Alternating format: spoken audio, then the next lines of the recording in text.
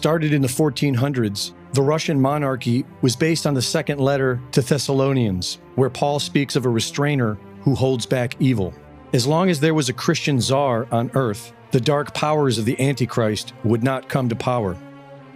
Symphonia is the orthodox relationship between the church and the state, where the state protects the church and the church protects the state from falling into sin and heresy. In 1916, after the Russian Civil War, known as the Time of Troubles, the Russians elected Michael Romanov, 16 years of age, as Tsar of Russia, and the Romanov family ruled from 1613 until 1917. During this period, Russia prospered. They became more focused on Christianity and promoted it worldwide through missionary work. While Christianity was the main religion, there were Jews, Muslims, and pagans who were free to practice their own religion. The only religion that was made illegal was the Talmudic worshiping Jews, because the Talmudic traditions were seen as anti-Christian and in complete opposition of their spiritual goals. These anti-Christian philosophies infiltrated the country when Freemasonry migrated to Russia in the mid-1700s. The Freemasons taught that the traditional Christian values upheld by the dynasty were outdated and were keeping Russia from competing with the West. Liberal ideas were introduced, such as misogyny, because women weren't allowed to be Freemasons, which became so popular that if you were a noble person, you had to be a Freemason. And Freemasonry taught that all religions can be one, and therefore the Russian Orthodox Symphonia must be abolished. The Tsar stood strongly against this, and so the idea of revolution was introduced. During the industrialization of the 1800s, factories became home to Masonic revolutionary ideas, and in 1917, the revolution began, and the royal family was taken prisoner.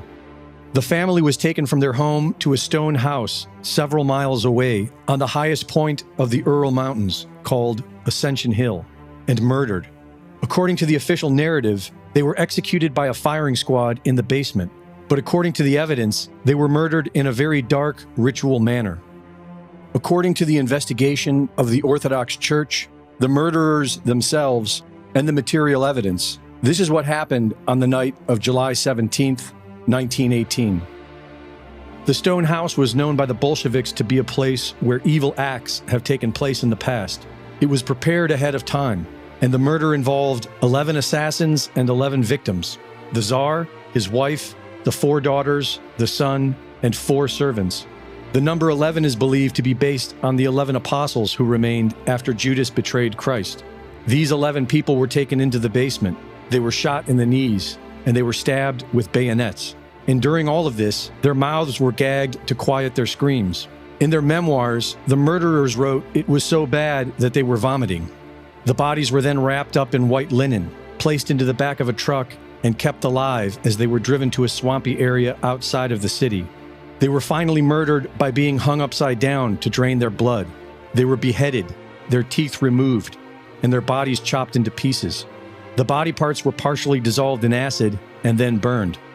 Eggs were boiled, sprinkled with ash from the burnt linens which were soaked in royal blood, and consumed at the crime scene. The Tsar's head was placed into a jar, preserved in alcohol, and shipped to Moscow. In the 1920s, the Romanov family diaries were released by the Bolsheviks. They showed the Tsar to be an honorable man, highly intelligent involving political affairs, and a devout Christian. As if part of the ritual, this brought shame to the Russian people who were turned against the Tsar through Marxist propaganda.